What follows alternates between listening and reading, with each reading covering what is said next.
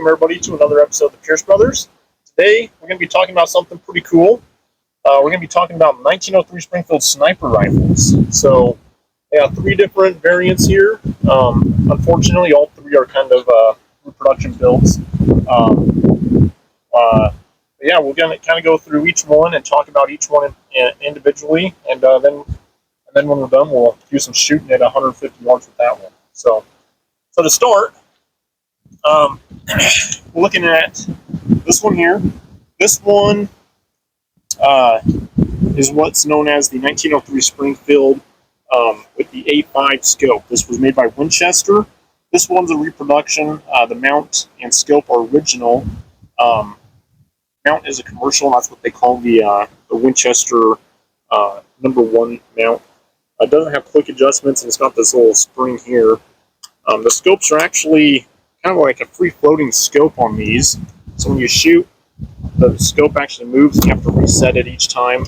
You got a little spring here that pushes up, and then a little plunger on this side that pushes it towards this way. And you basically just have two screws that adjust your scope. So, yeah, these were adopted by the Marines during, or actually before World War I. These were one of the better scopes of the era. The Marines always placed a pretty significant emphasis on marksmanship, and so they went with one of the best scopes of the era. They used these pretty extensively in World War I. The Army actually ended up adopting some as well and using those. They had two different mount styles. They had a modified Winchester #2 mount that the Marines used and the Army. They did away with the grasshopper spring, and then had more like substantial knobs up here with numbers and click adjustments, so you could dial your windage and elevation more precisely. These ones you just kind of guesstimate and move and then shoot. Yeah, and you lock it down here so they don't move. But that was a much better improvement. The Army also used their officially adopted sniper rifle was used the Warner and Swayze scope, which was it's known as a musket sight. They're kind of a piece of junk. They're a huge honking thing, big rubber eyepiece because they got a super short eye relief. They put that big rubber eyepiece so you wouldn't be cutting your head open every time you shot it. I'll roll in some photos of that so you guys can see what those look like. I don't have one of those, unfortunately. Yeah, these were used through World War I. In between the wars, the Marines used a lot of them for like just marksmanship matches and whatnot. And beginning stages of World War II, they saw service again. You'll see some photos of these in use during the Battle of Guadalcanal, and I'll run some photos of those so you guys can see that. But the Marines were looking to adopt a better sniper rifle for the remainder of World War II, and came up with this. Kind of the same setup. This is a reproduction scope and mount by Hilux Malcolm. Works pretty good, but it's kind of the same system. This is an 8-power Unerdal scope. Yeah, kind of the same system. You know, you have to reset the scope each time. These were built up on National Match rifles. The original ones were. Very, very accurate. The Marines tested them, and the average group size was at 600 yards, supposed to shoot 3.5 inches at 600 yards with match grade ammo. So that's just over one half MOA. So yeah, very accurate. And these started seeing service. You'll see some in the battle. See some photos.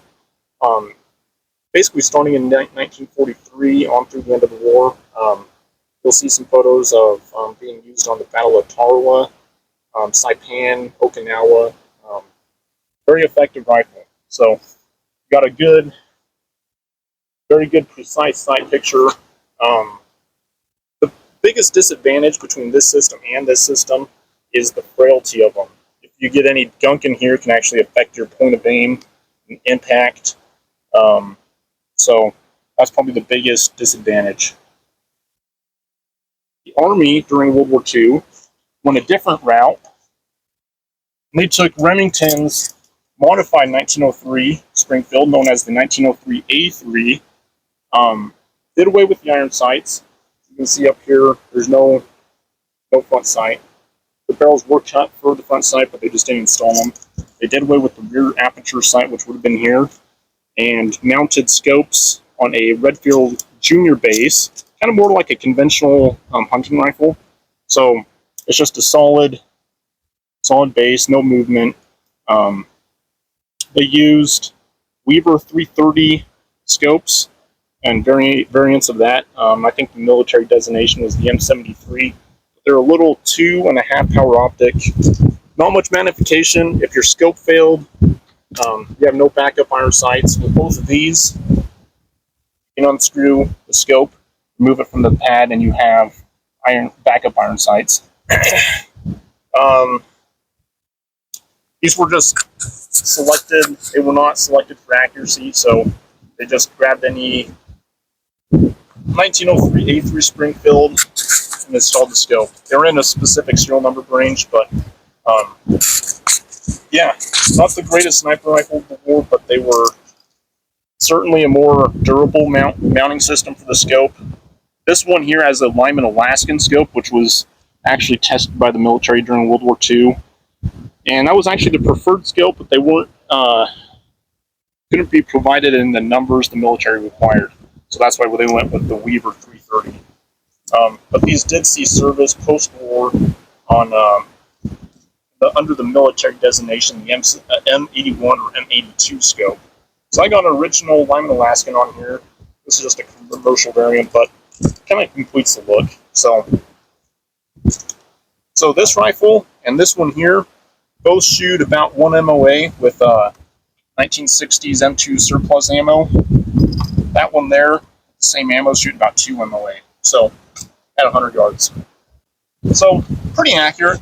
Talking about sniper rifles in general during World War II, I would say this is probably the most, probably the best all-around sniper rifle of World War II. I've had pretty extensive experience with most of them, most of the country's sniper rifles. I've owned 3 of the British Enfield No. 4 Mark 1T snipers. I've owned an original K98 Mauser, the Zeiss scope. I've owned quite a few different 03 Springfields. I like these reproductions because they shoot really good. I don't have to worry about breaking original optics and whatnot. I've owned a couple of original Mosin Nagant PU snipers, and we actually did a video on one. You can go check that out. But all in all, I think this is probably the best sniper rifle of the era, but one of the more frail sniper systems. And what I mean by that is the scope setup is just not optimal. All around best sniper rifle, I would say probably is the British Enfield No. 4 Mark 1T. Those have a very, very solid scope, very durable scope, very durable mounting system. You got a good cheek pants. You get a good consistent cheek weld on it. They do have backup iron sights that can pull the scope off if needed.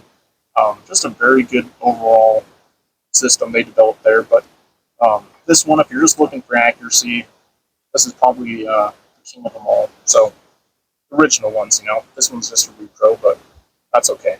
So yeah, anyways, let's do a little shooting and see if I can hit that plate. It's a 10-inch plate at about 150 yards. So okay, guys, so we're shooting Lake City 1966 dated M2 ball ammo. So we'll see if we can connect with that plate at 150 yards.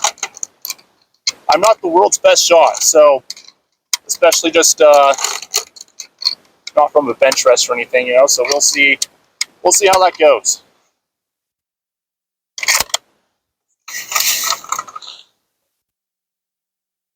Always just make sure with these that your scope's to the rear, and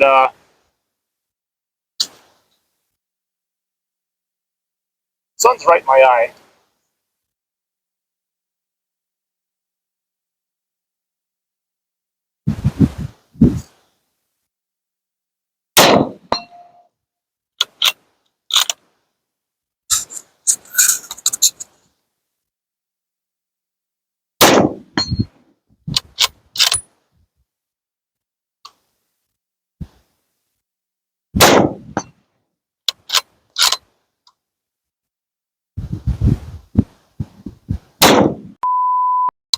pulled that one. I knew that one was not going to hit. When I pulled the trigger, the crosshairs were off it.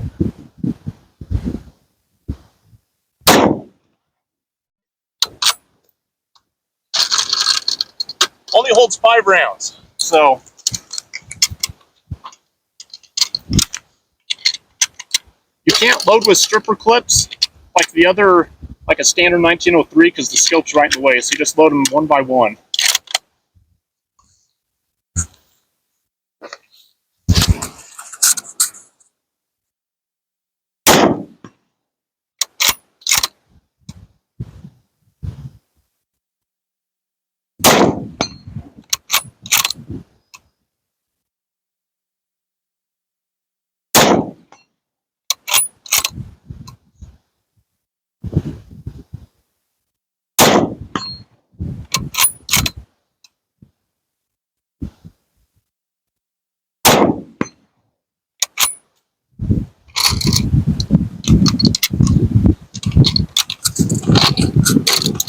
So, compared to the Mosin Nagant we did earlier, this thing is absolutely far, far easier to make hits with. Better scope, better reticle, better trigger, better ergonomics, just all around a better sniper rifle.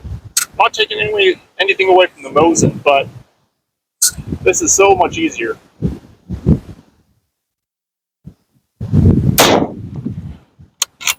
That one I pulled too.